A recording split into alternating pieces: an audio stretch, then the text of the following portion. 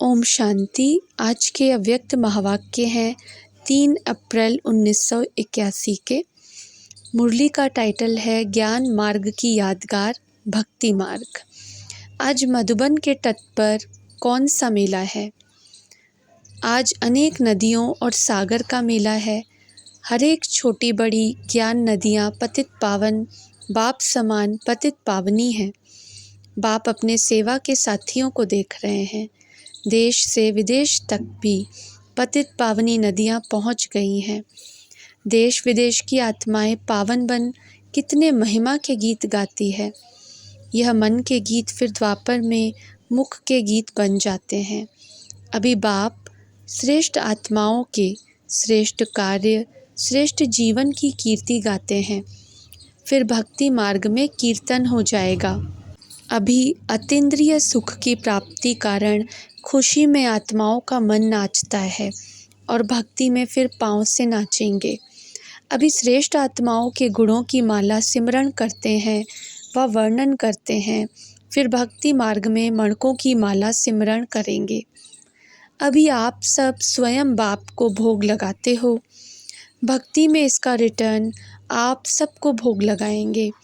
जैसे अभी आप सब सिवाय बाप को स्वीकार कराने कोई भी वस्तु स्वीकार नहीं करते। पहले बाप, यह स्नेह सदा दिल में रहता है।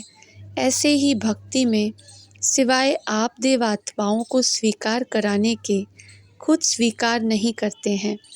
पहले देवता पीछे हम। जैसे अभी आप कहते हो पहले बाप फिर हम, तो सब कॉपी की है। आप याद स्वरूप बनते, वह यादगार के स्मृति स्वरूप रहते। जैसे आप सब अटूट अव्यभिचारी अर्थात एक की याद में रहते हो।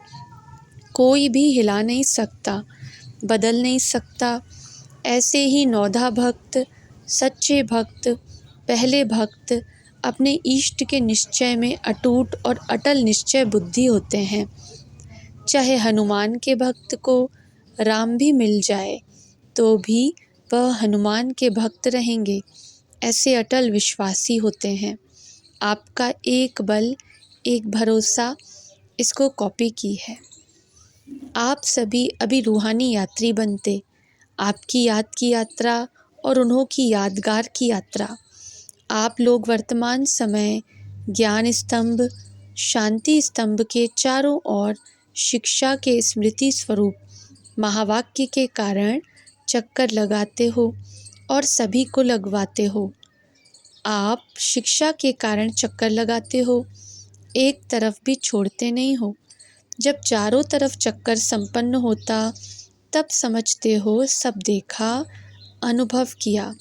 भक्तों ने आपके याद स्वरूपों का चक्कर लगाना शुरू किया। जब तक परिक्रमा नहीं लगाते तो भक्ति संपन्न नहीं समझते।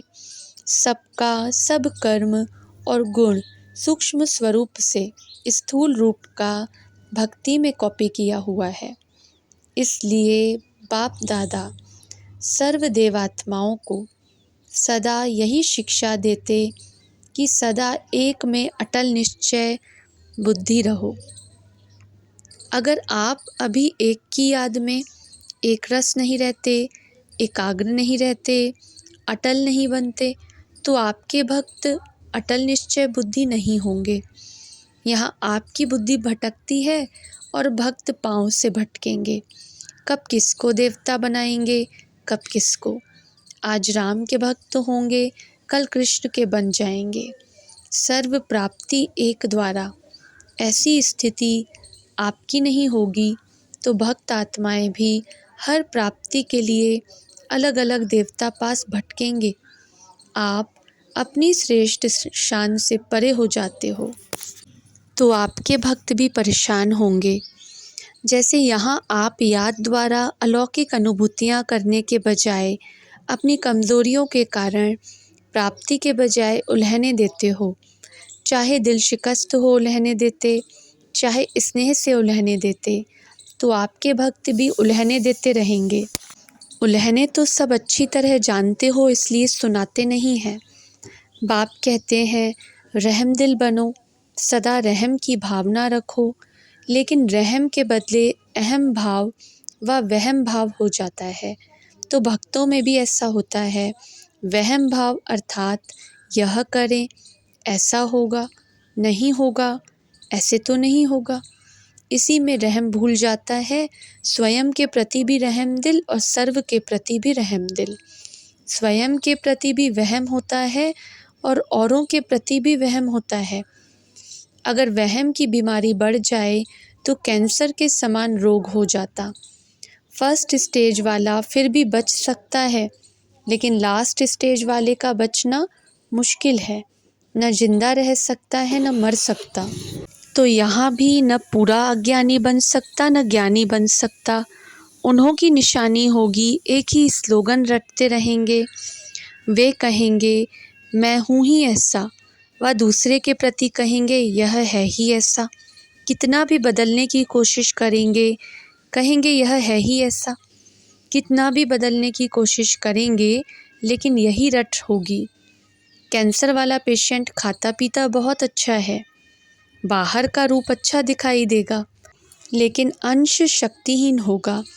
वहम की बीमारी वाले बाहर से अपने को बहुत अच्छा चलाएंगे, बाहर कोई कमी नहीं रखेंगे, न कोई और रखेगा तो स्वीकार करेंगे, लेकिन अंदर ही अंदर आत्मा असंतुष्ट होने के कारण खुशी और सुख की प्राप्ति में कमज़ोर होते जाते। ऐसे ही दूसरा है अहम भाव। रहम भाव की निशानी है हर बोल में, हर संकल्प में एक बाप, दूसरा न कोई। रहम भाव वाले को जहाँ देखो बाप ही बाप दिखाई देगा, और अहम भाव वाले को जहाँ जाओ, जहाँ देखो मैं ही मैं। वह मैं की माला सिमरन वाला और वह बाप की माला सिमरन वाला। मैंपन बाप में समा गया, इसको कहा जाता है लव में लीन हो गया। वह लवलीन आत्मा और वह है मैं लीन आत्मा। अब समझा, आपको कॉपी करने वाले सारे कल्प में हैं। भक्ति के मास्टर भगवान हो, सतयुग त्रेता में प्रजा के लिए प्रजापिता हो, संगम पर बाप दादा के नाम और कर्तव्य को प्रत्यक्ष करने के आधार मूर्त हो। चाहे अपने श्रेष्ठ कर्म द्वारा, परिवर्तन द्वारा बाप का नाम बाला करो, चाहे व्यर्थ कर्म द्वारा, साधारण चलन द्वारा नाम बदनाम करो, है तो बच्चों के ही हाथ में। विनाश काल में विश्व के लिए महान कल्याणकारी, महावरदानी, महादानी, महान पुण्य आत्माओं के स्वरूप में होंगे, तो सर्वकाल में कितने महान हो, हर काल में आधार मूर्त हो। ऐसे अपने को समझते हो? आदि में भी, मध्य में भी और अंत में भी तीनों ही काल का परिचय स्मृति में आया। आप एक नहीं हो, आपके पीछे अनेक कॉपी करने वाले हैं। इसलिए सदा हर संकल्प में भी अटेंशन। ऐसे तीनों कालों में महान, सदा एक बाप की स्मृति के समर्थ स्वरूप, सदा रहम दिल, हर सेकंड प्राप्ति स्वरूप और प्राप्ति दाता, ऐसे बाप समान सदा संपन्न स्वरूप आत्माओं को बाप दादा का याद प्यार और नमस्ते। ओम शांति।